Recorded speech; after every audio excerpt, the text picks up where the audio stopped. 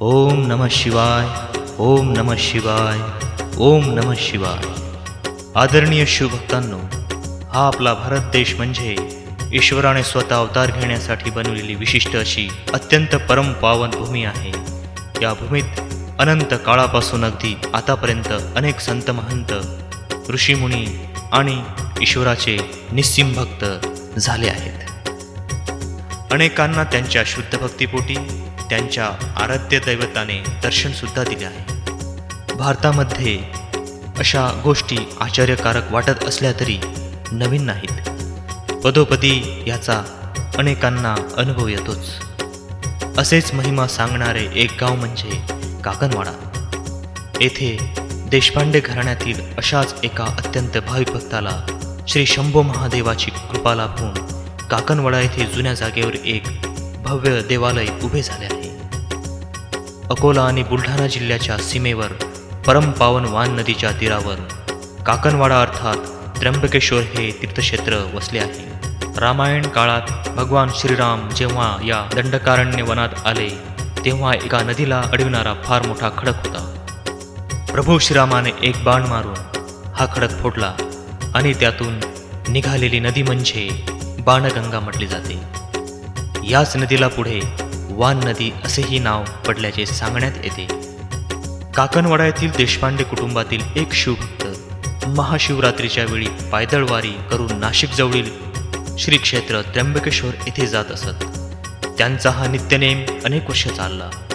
भगवान त्र्यंबकेश्वर हे त्यांचे आराध्य दैवत होते। अगदी कोणत्याही अपेक्षेशिवाय आणि निरपेक्ष भावाने ते त्र्यंबकेश्वराला जात होते।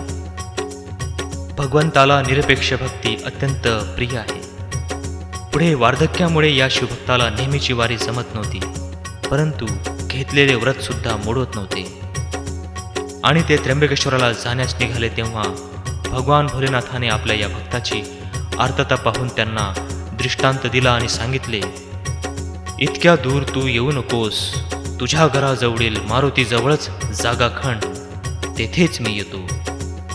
हा दृष्टांत पडताळून पाहण्यासाठी देशपांडे शिवभक्ताने खरंच ती जागा खणून पाहिली असता तेथे जमिनीखाली स्वयंभू अशी शाळुंका निघाली व त्यातून गंगेचे पाणी सुद्धा वाहताना दिसून आले। ती जागा म्हणजेच आजचे काकणवाड्यातील त्र्यंबकेश्वर मंदिर आहे। या मंदिरातील मारुती हा महारुद्र हनुमान असल्याचे सांगण्यात येते। त्यांच्या हाती गदा पहाड असे काहीही नसून फक्त शिवलिंग आहे।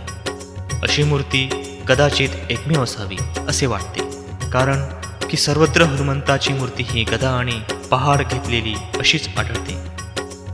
हनुमंत हे महारुद्राचेच एक रूप असल्याने ही मूर्ती महारुद्र हनुमान असल्याचे सांगतात। श्रावण मासात आणि महाशिवरात्रीच्या पर्वावर या मंदिरात अनेक उत्सव साजरे केले जातात। श्री क्षेत्र त्र्यंबकेश्वर काकणवाडा येथे जाण्यासाठी जवळचे ठिकाण म्हणजे वरवट फाटा, तेल्हारा, शेगाव, संग्रामपूर, निंबा फाटा या ठिकाणाहून बसेसद्वारे तथा खाजगी वाहनांद्वारे जाता येते। वरवटवरून पश्चिमेस 2 किलोमीटर आणि तेल्हाऱ्याहून पूर्वेस 15 किलोमीटर श्री क्षेत्र त्र्यंबकेश्वर काकणवाडा हे वसलेले आहे। तरी या पावन तीर्थक्षेत्रास शिवभक्तांनी अवश्य भेट द्यावी।